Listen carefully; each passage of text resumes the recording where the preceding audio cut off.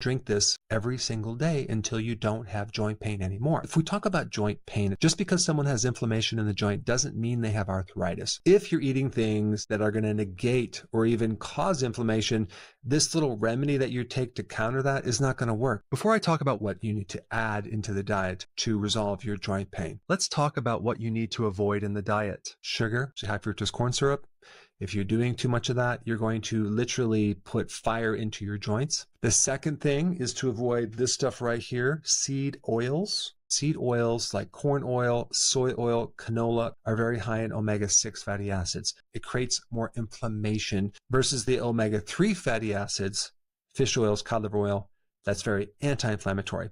Then we have gluten. Anything with gluten, we're talking about wheat and other grains, has a potential for causing a lot of inflammation, not just in your joints, but also in your gut. You also have something called oxalates. Oxalates are crystal-like sharp things that can go into the joints and cause inflammation, and they can also cause kidney stones. And I really think that the people that have problems with oxalates are people that had a history of antibiotics, because you have a microbe in your gut that's supposed to eat up these oxalates. And if it's missing because you had an antibiotic long ago, then you're more susceptible to having this arthritic pain from oxalates, especially when you have spinach, chocolate, almonds, and Swiss chard. If you consume more magnesium in your diet, you can actually really bring these oxalates way down, even if you eat the foods high in oxalates. Then you have other things too that can flare up your joints, like MSG. You're going to find that in fast food restaurants. Maltodextrin is a highly refined starch that can also flare up your joints. It's in a lot of processed foods. Then you have nightshades, potatoes, peppers, tomatoes. The last chemical I want to talk about is lectins. That would be in beans, peanuts, wheat, and especially soy products. Lectins can increase inflammation. And of course, the diet that I recommend doesn't include any of those. So if you just follow that diet, which I'll put a link down below, you'll be really safe. Let's get right into that drink I'm going to recommend for getting rid of inflammation in your joints. And the big ingredient in this is turmeric. And I recommend getting turmeric in a powder. And we're just going to add a teaspoon of turmeric. Take this glass, half water and half coconut milk, because it's going to be really creamy if you do that, and it's going to taste great. And you're going to stir this up really nice. And I would take like a little pinch of black pepper, because that'll increase the absorption by 2000%. And then on top of that, I recommend putting a scoop of collagen powder. For most people, it should taste fine. It should taste quite delicious.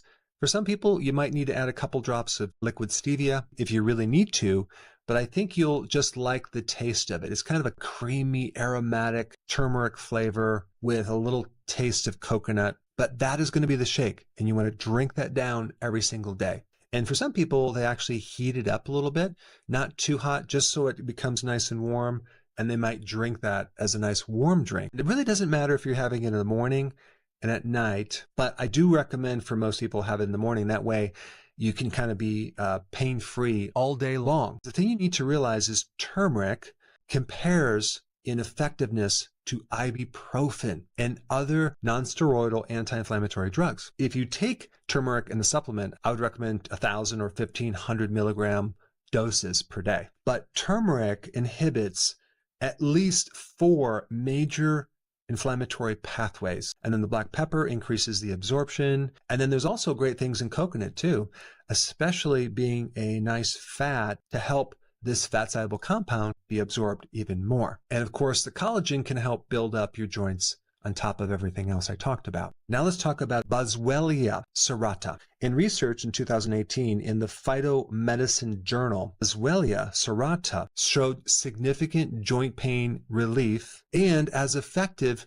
as NSAIDs. And guess what? Without side effects. It's amazing. This plant lives in very dry, harsh climates in certain countries like India and Asian countries, regions of the earth where there's harsh deserts. And there's a resin that is formed and created when there's damage to the bark. This particular chemical, it's a response to a physical wound in the bark, which is wild. So basically, you're consuming something from stressed out trees. And then when we consume this particular thing, it creates a low dose stress in our bodies that then cause our own body to create antioxidant chemicals to then get rid of inflammation. The term for that is called hormesis, which is like a controlled stress to improve our survival, just like exercise is hormesis. We're actually adding stress to make us healthier. Well, we can do that with various compounds in plants. With this thing called boswellia, we are taking something to potently decrease our inflammation in our joints. It compares with medications, but without side effects. Now that you have the drink for joint pain, let's shift to the best exercise for joint pain. And it's called walking. Walking compares to hardcore medicine, but without any side effects. It's not just for your joints, it's for extending your life. No exaggeration. Check it out. I put that video right here. Watch it now.